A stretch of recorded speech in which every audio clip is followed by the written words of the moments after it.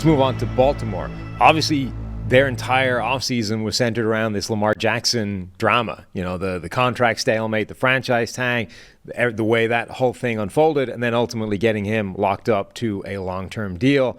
What was your favorite move for the Ravens?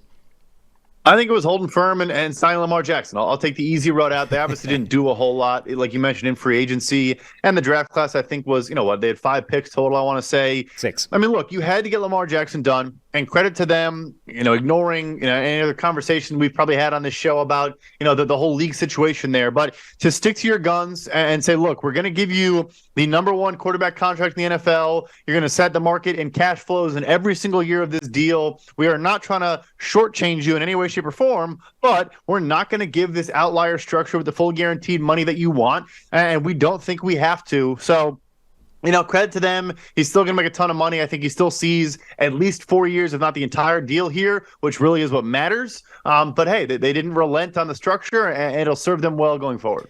Yeah, I mean, it's tough to look at the way that whole thing unfolded and not come to the conclusion that Baltimore won the negotiation. Like every step of the way, they had a line in the sand that they weren't going to go beyond and basically dared Lamar Jackson to prove them wrong. And it never happened. And ultimately, as soon as another big quarterback contract got done to kind of set the benchmarks, then they could just say, all right, here's your deal. We'll tweak it a little bit, but this is the structure we're working from.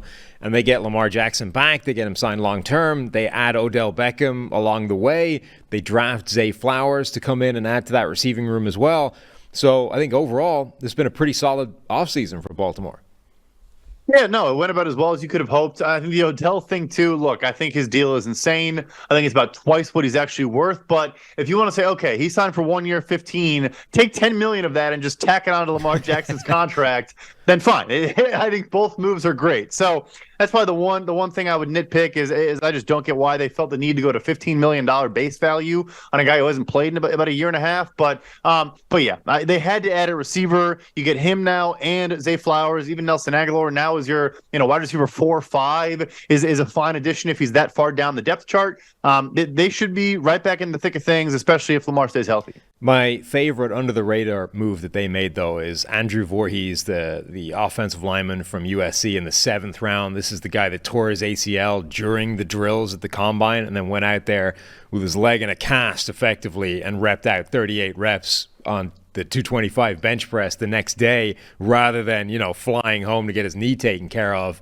I'll go to bat for that dude any day of the week. And in the 7th round, like even if it's a full redshirt first year, which presumably it will be, that's still outstanding value. I mean, this was a guy that was sort of maybe a day 2, day 3, or early day 3 type of pick. I think that's insane value. So B- overall for Baltimore, their offseason.